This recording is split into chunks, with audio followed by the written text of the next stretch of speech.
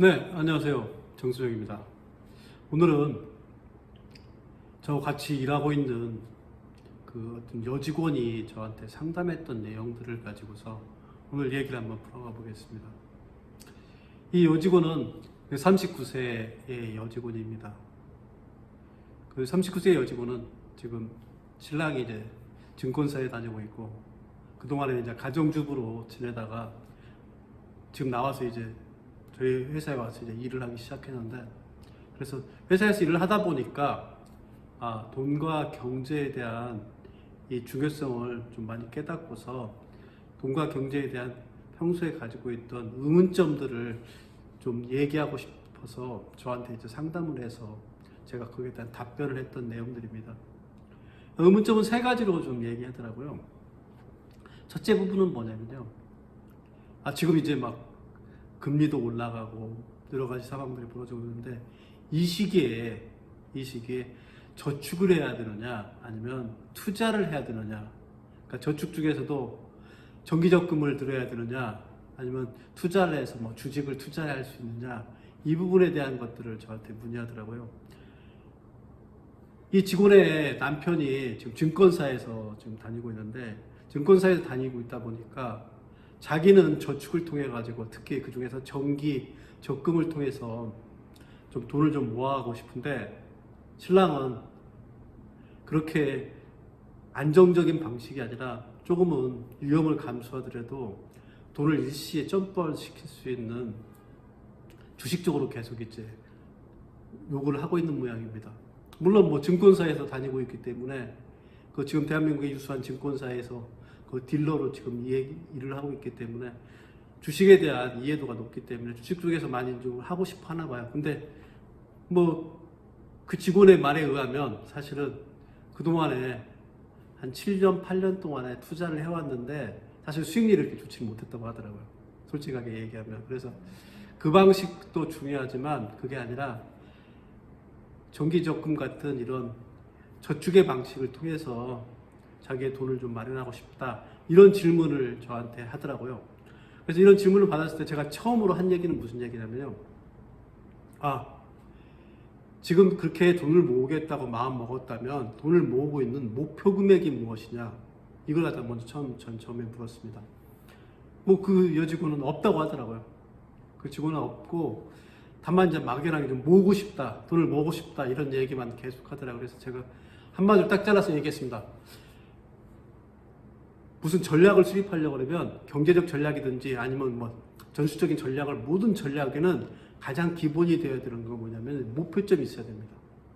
이 목표점이 없다 그러면 자기가 가야 될 방향을 정하지 못한 것이기 때문에 이 목표점을 명확하게 정해야만이 그게 첫 번째 부분이다. 그래서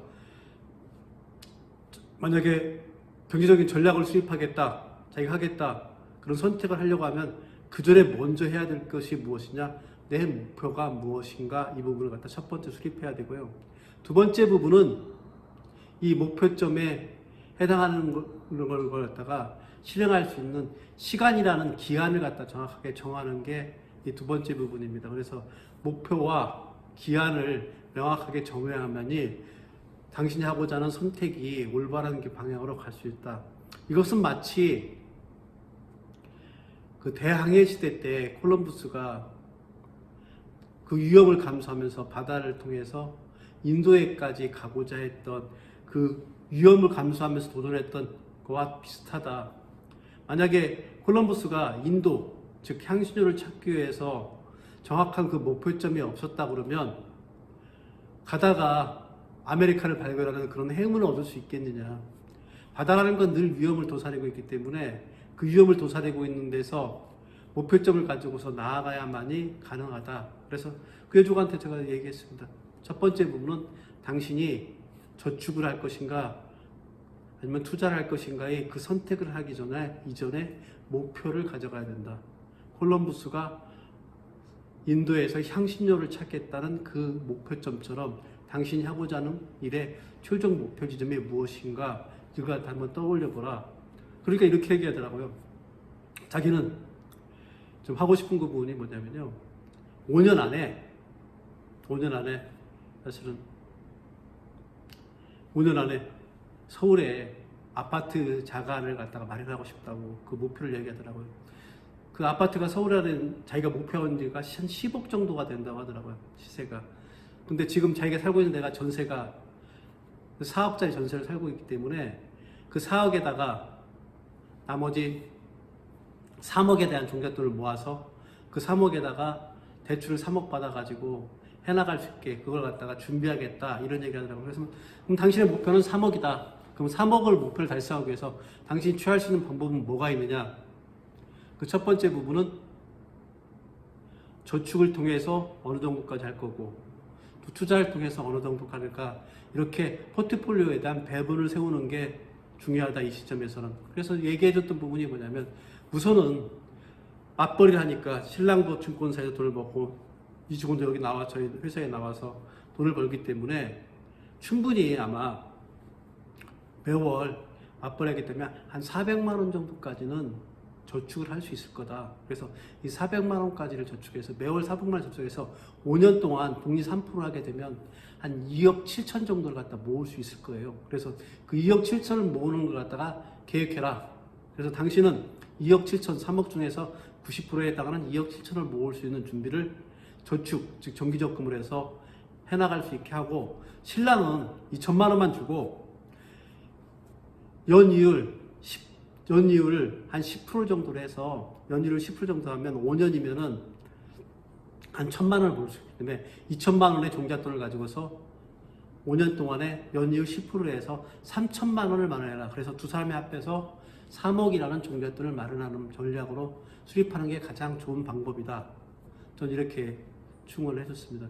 이게 아마 그 직원이 알고 싶은 경제 상식의 가장 기본적인 토대가 된 것 같아요. 그래서 그렇게 설명해 줬고요. 이 설명을 듣고 난 이후에 두 번째 부분을 얘기하더라고요.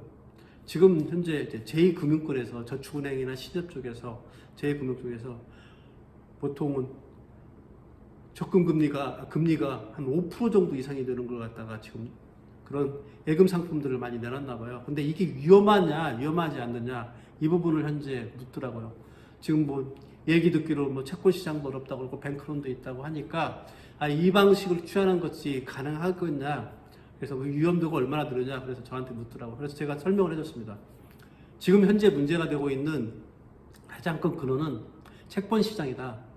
채권 시장에 레고랜드가 했던 PF, 파이낸싱을 할 수 있는, 프로젝트 파이낸싱을 할 수 있는 그 자금이 그 채권 자금에 문제가 있어서 발생되고 있는 자금 경색이기 때문에 이 부분들이 실제로 제2금융권과 연결되는 부분들은 극히 미약하다.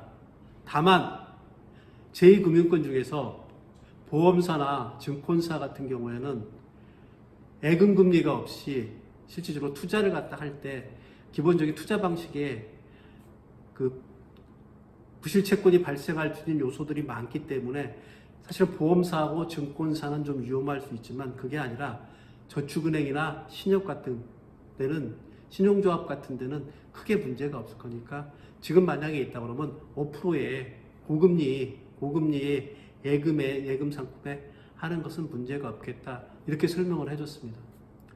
그리고 세 번째 부분이 뭐였냐면요, 저희 신랑이 이제 증권사에 있으니까 증권사하고 자산운용사하고 차이가 뭐냐 이 부분이 궁금하다 이걸 저한테 묻더라고요. 그래서 증권사와 자산운용사의 차이는 이렇게 그냥 간단하게 설명해 줬습니다. 증권사는 주식과 채권을 갖다가 유통하고 위탁 판매를 하고 있는 그런 회사이다. 이게 사실은 증권사고 자산운용사는 뭐냐면 펀드를 만들고 펀드를 운영하는 데들이 자산운용사다. 그러니까 결국은 그 증권사에 신랑이 다니고 있다면 증권사는 딜러인 거고 만약에 자산운용사에 만약에 다니고 있다면 펀드 매니저가 될 거다 하는 일이. 그래서 신랑에 대한 직업에 대한 이해를 갖다가 회사별 하는 일에 의해서 좀 분리해서 설명을 해줬습니다. 이렇게 기본적으로 가정주부인 경우에 경제적 상식이 그렇게 많지 않기 때문에 지금 사회에서 벌어지고 있는 수많은 경제적 이슈들이 어떤 영향을 미칠 건가에 대해서 자세히 모르는 것 같더라고요. 그래서 이 부분에 대한 경제 상식을 설명해 줬더니 이해하기 쉽다고 이렇게 얘기를 하더라고요. 여러분들도 그런 것 같아요. 경제적 상식에 대한 기본적인 이해도를 가지고서 이 현재 문제되고 있는 경제적인 문제들을 갖다가 접근한다 그러면 훨씬 더 쉽게 접근이 가능하다고 생각합니다. 앞으로 그래서 저는 좀 경제 상식 이 부분들을 가지고서 여러분들이 경제 문제를 접근할 수 있는 방법들에 대한 얘기들을 앞으로 쭉 얘기해 드릴 수 있도록 그렇게 하겠습니다. 네, 지금까지 돈과 경제 그리고 문화를 쉽게 아주 쉽게 풀어두는 정수톨의 정선영이었습니다. 고맙습니다.